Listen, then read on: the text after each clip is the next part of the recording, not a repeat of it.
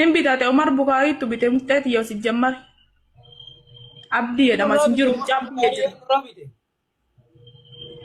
Biyya jira mucaan.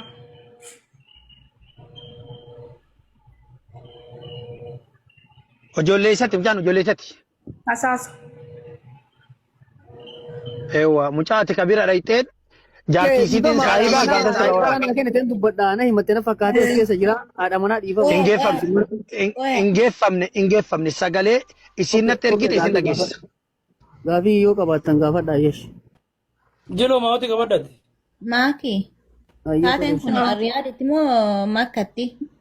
Ammaa miti bar waggaa tokko qaata gisee xalabaa boosan ammaa miti ani gisee sanii nama hin beeku niitii isaatii wal baranne niitii gisee xalabaa jiru walii haasaa ture. Achi mucaan kuni dhalaa bira galchaa koottun bira galii naan jette. Ishi jedheeni gale achumaani mucattii viidiyoo irraa waraabe namichi abbaa warraa isiiti. Viidiyoo irraa waraabee as faraaraa ture ka as faraara isaan miimoori jira miimoori san akka nitee mucattiin dalagaa na ergite. Miimoori san hin fichisiistamoo si ajjeesaa jedhani mucattii hidhee viidiyoodhaan na dawwale. Mucattii hidhee viidiyoo inni na dawwalaan suuqii akkanaatti fudhadhu jedhee mucattiidhaan hin kaayaanii wanni balaa kiyyaaf si ajjeesaniif hin jiru.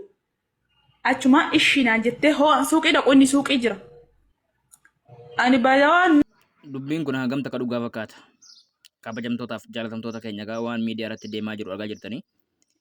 Cabiinsa obboleettii keetii, cabiinsa haadha keetii, cabiinsa jaartii keetii maaliif akkas barbaaduun? Hamilee shamarranii yoom kabajji ijoolleen Oromoo kuni? Maalatti ol galfattee otoo jaartii qabdu, otoo isin abbaa manaa qabdu. Akka isin jedhaa jirtutti wayii na tuqe jedhaa jirti. Haaluma viidiyoo sana yoo agartan ta'e isin agarsiisa boodarra. Gammachuun qabdu intalti. Akkasiin waan kana yookiin giddiin godhaa jirtu yookiin wanta karakattee akkasiin godhaa jirtu beekamaadha. Gammachuun qabdu. Namni bakka akkasii sana gahee dhaqee uffata ofirraa baasee fuula akkasiin agarsiisu gammachuu wayiitu irraa mul'ata silaayi. Walumaa galatti fedhii isiitiin alaa akkasiin waan kana goote egaa beekamaadha. Namni akka shamarrii yookiin shuggudii fa'aa qabatanii dubba dhaabbataa jiranii yookiin sin ajjeefna fa'aa jedhaa jiranii yookiin immoo duraan fa'aa viidiyoo koolii irraa dawwalanii irraa waraabaniiti yookiin viidiyoo kana gadhiifna. Akkas nu ta'e jechuudhaan egaa dirqama godhaniiti jechuudha. Intalti egaa haadha ilmoo lamaati abbaa manaa qabdi. Bultii isiis ofumaaf diigde. Bultii isii duraanii ofumaaf diigde. Intallis badii qabdi, dogongora qabdi. Dogongora isiin qabdu abbaa manaa isii kan rakkoon biyya isii baasee dalagannee walitti deebina jennee jettee gadhiifte isii gadhiise. Ergi biyya Arabaa Saawudii dhuftee boochisaa turte. Abbaan manaa isii miidiyaa irra baay'ee takka bu'aa ture. Akkuma abbaa manaa sana qabe garuu akkas jechuun baga jechuu yookaan ishoo assee jechuu osoo hin taane isinis dogongora ni qabdi garuu dogongorri isii badii kana hunda geessisuun gaarii miti. Intala shaamaraa takka yoo isin waan feete balleessite ol galfattee fedhii keetti jettee kaatee viidiyoo hudduu jala geessee silkii hudduu jala geessee kaameraa waraabuun kun gaarii miti. Abbuma manaa keessaniyyuu shakka ammasichi barra rakkoteera bar. Ifaa qabsiifatanii ol bira rafuun hafaa jira bar boo. Rakkoo guddaa ta'aa jira amma waan keessatti hojjetamu ol baasanii miidiyaa irratti gadhiifamuun jammaramaadha. Waliifuu Umar ni beektan gaa Umar Kurbaa Umar jedhamu. Umar Bukaarii nama jedhamutu viidiyoo hankoo kurbaa sanarraa bitee gadhiisee minaamin jedhaa jirti. Mee hanga dhuma sagantaa kanaatti naa waliin turaa sanaan booda yaada kennannaa koomentii barreessaa laayikii illee tokko sabskiraaybii gochuun irraanfatinaa kabajamtootaaf jaalatamtoota keenya. Hanga yoomitti shamarri keenya akkasitti cinqamanii jechuunis nama yaadchisa nama yaaddessa. Hin beeku walumaan deeme mana uf arge viidiyoo illee na waraabameera.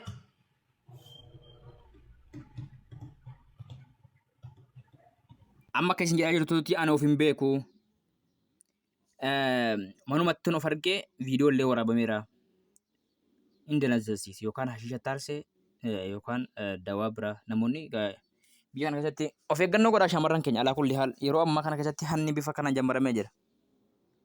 Duraan hattuun biyya keenyatti si gaggabsitee yookaan waa sitti gootee si laaffifteeti birrii sirkaa fudhattee deemti.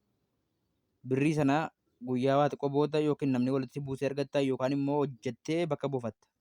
Garuu biyya Saawud Arabiyaa keessatti sana osoo hin taane si gaggabsanii kaanii viidiyoo qullaa sirraa waraabanii idimee kee guutuu akka ati mataa gadi qabattuu fi akka ati miidhaa hamaa sirratti dalaskiisuu barbaadanii kafaltii ji'a si kafalchiisuu barbaadu. Shamarri keenya hedduun jireenya itti jijjiiruudhaatti biyya baatee rabbiin ammoo mokkoroo waa meeqa madamiin ni mokkorti abbaan manaa inni biyya jiru ni mokkora. kan isin amma yeroo ittiin dabarsuudhaaf itti biyya kanatti waa xiqqoo jana janachuu wayii nyaattiin nuti waan ta'e heloo jechuu barbaadduunis hin miidha. Viidiyoo irraa waraaba yaamee akkasitti viidiyoo irraa waraaba hin salphisa jechuudha. Maatiin hin rakkisa. Shamarri keenya hireen shamara keenyaa yoo of duuba deebinee ilaalle waan waggaa 60 har'aa sirraa iyyuu hin fakkaatu. Kana kan sirreessu shamaruma. Tokkoffaa sirees ta'u kaayyoo baatee irratti xiyyeeffachuu.